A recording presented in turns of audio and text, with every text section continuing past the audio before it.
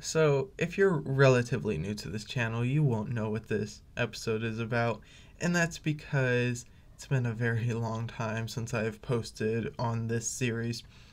And no, that's not because I was too scared to make this episode where I had to talk about all the worst things about a movie that everybody loves. No, you guys are delusional. It's because don't worry about it. But the point is, it's here now. Now, let me back up. What is this? It's the Pros and Cons series. Welcome. It's been a very long time. But Pros and Cons is essentially go through every live action Star Wars movie, and I talk about the pros and I talk about the cons. And at the end, or at the end of the series, I'm going to rank all the Star Wars movies. And essentially, the goal is to get you more insight on all the Star Wars movies. So, without further ado, let's get on to the next episode of Pros and Cons on today's episode of Star Wars Nerds and Geeks. Empire Strikes Back. Like I said earlier, it's about everybody's favorite Star Wars movie or one of their favorite Star Wars movie. If you go up to a random fan and ask them what their favorite movie of Star Wars is, they're probably going to tell you Empire Strikes Back. Just everybody loves it. So that's what makes this episode so hard. So that I have to find all the flaws in it and all the cons and what makes it not, and all the bad things in it, which is really hard for such a great movie. But it's personally not my favorite movie, which made it easier to find flaws in it. So I actually found some pretty cool ones. So let's hop straight away into it. So first, it's a relatively minor one, and I'm sure a lot of you are going to disagree with me on this, and that's okay. I feel personally like it's a slow movie at times. Like there's action and whatnot, but it's not as fast paced as the other movies of the original trilogy are. It just feels like it takes longer, and at the end of the movie, it feels like it's being dragged out for longer than it needs to be. And the entire thing just feels a tiny bit longer and a tiny bit slower than I would like. But again, I feel like that's going to be an unpopular opinion that not a lot of people have. Let's add on to that con, and I feel like a lot of you will actually be able to agree with this, or at least see my point of view. See, the movie starts off with an incredible action sequence, the Battle of Hoth, which is a lot of people's favorite that takes place in Star Wars. However, it happens at the beginning of the movie, and at the end of the movie, there's not a lot that happens. It's kind of exciting at the beginning of the movie, and then at the end, the action just sort of dies out because the big battle already took place. There's no major ship battles that take place, and the duel between Luke and Vader is pretty exciting, but it's just not the same as a massive scale battle like the beginning of the movie had. So I just felt like the action just started off at a high and it just went down from there the entire movie. Very briefly, The Empire Strikes Back is home to the grossest scene in all of Star Wars. No, not that scene. That scene. Yeah, that scene always grosses me out whenever I watch it. Alright, so another con, and that is the slow motion. There is two scenes where there's slow motion. Later in the movie, we see Luke in the cave that has the dark side in it, where he's facing against Vader, and that's in slow motion. And it feels really weird, but I understand why it's in slow motion to kind of tell you that that's not real, but it still feels weird. And then second, I don't know if this was intentional or if it's just what happened, but when Luke chops off the Wampa's arm, it's kind of it ends up in slow motion and it's just slowly falling, but not really too fast. So it feels kind of weird. One very quick one that is similar to a problem I had with episode 4. That is everybody, especially at the end of the movie, and especially Lando, pronounces Han as Han. It is so weird and grind. I really do not like that. It's really annoying. Just like people calling Alderaan, they call it Alderaan, and just yeah, just pronounce it right. That's all the cons I can think of, which is really interesting because this movie is my least favorite original trilogy movie, but it doesn't have a lot of problems with it. I guess it's simply the few things that I mentioned are just too much for me, but let's talk about the pros. Now, the first pro, I should really put this on every single pros and cons episode that I create, but I don't. So just know that this applies to every single pros and cons episode. A pro of The Empire Strikes Back and just about every single Star Wars movie, man, the effects and the looks and the ships and the detail and the life and the music are just so incredible and make me love Star Wars. Next, one thing I really like about Empire Strikes Back is that it develops Leia, Han, and Luke really well, and even develops C-3PO and R2-D2 and Chewbacca well, but mainly Luke, Leia, and Han. We get to see Luke's fear of turning into Vader, first when he is in the cave and he sees and he beats Darth Vader only to find out that it was himself all along, and then later when he learns that Vader is his father. The way that I see those scenes is I see Luke imagining himself as Vader and seeing all the darkness inside of him. And then Leia gets built really well with her relationship with Han, and then also her spirit. And then Han Solo with his relationship with Leia, and then you also get to see how he acts really tough, but he has a soft heart. And speaking of Leia and Han, I gotta say, the interactions between the two of them are some of the best parts of Empire Strikes Back.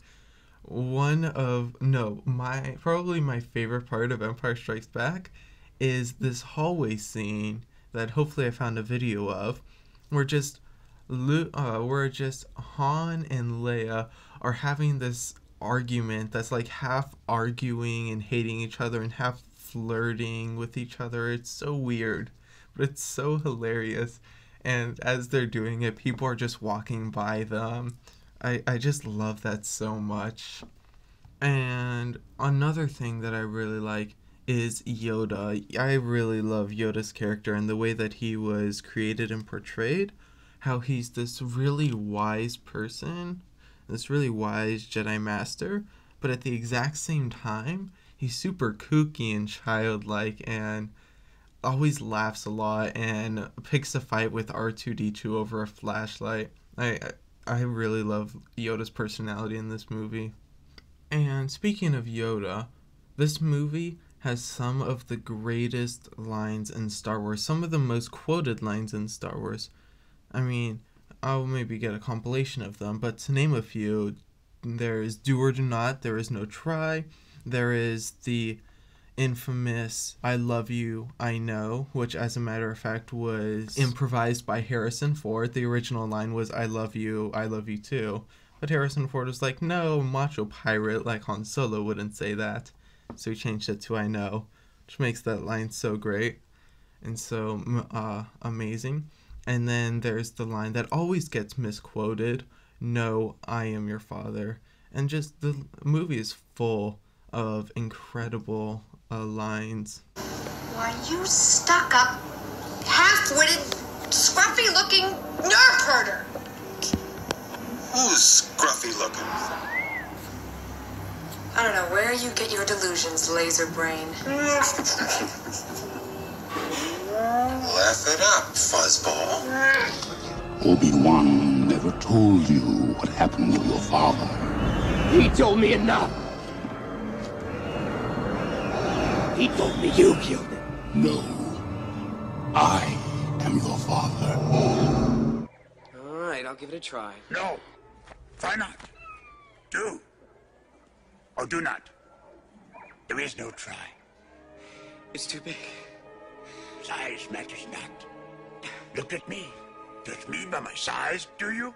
Hmm? Luminous beings are we, not this crude matter.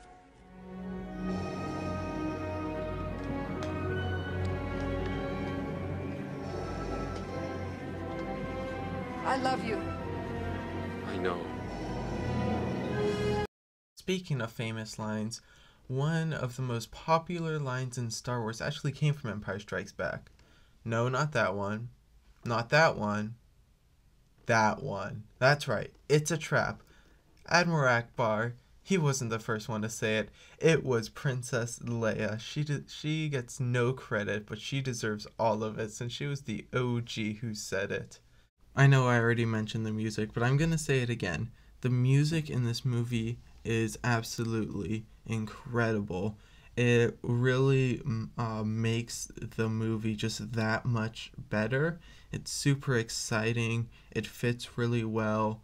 And it just has Star Wars written all over it. And it's incredible. The music, John Williams is a legend. So I put in the cons that the Battle of Hoth happened, that it was such a great battle, but it just happened too early and it kind of made the rest of the movie feel slow. That is true, but on the flip side of that, the Battle of Hoth is one of, if not the best battle that ever happened in the 11 movies of Star Wars. It is so incredible, it's so exciting, it's intense, but it's also light at some times, but not like too light that it seems not serious. It's a viable threat, and the entire thing is just well done. There's good music behind it, there's good action, it's not overdone, it's not underdone. It's one of, if not the best battles. Speaking of battles, let's talk about Luke and Vader's duel. I find that duel really interesting because Vader, it seems really well balanced and accurate because Luke is strong enough that he is able to hold his own against Vader somewhat, in that Vader is trying to keep Luke alive. He's trying to capture him, and so Vader is automatically at a disadvantage. So with that disadvantage, Luke is just barely able to persevere and end up surviving the battle and even like landing a blow on Vader, which is all really impressive. And so it shows, first off, how much potential Luke has, but I also like how it shows how powerful Vader is, because at the beginning of the fight, Vader just kind of like stands there and flicks Luke's lightsaber away. And it also shows it's just a well-balanced battle that is exciting, but it also is realistic. And it's not like a character who has absolutely no training, who has never heard of the Force before except for like a day or two before, and is suddenly able to beat the most powerful duelist in the galaxy. No, I'm not. I'm totally not thinking of some certain movie. But it's not like that. It's an actual well-balanced duel, and I really respect that, and I think it's really well done.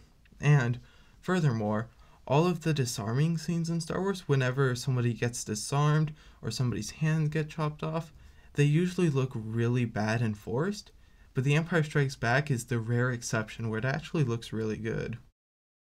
Promise I'm almost done. You know, I'm talking so good about this movie, it's a wonder that I don't like it so much.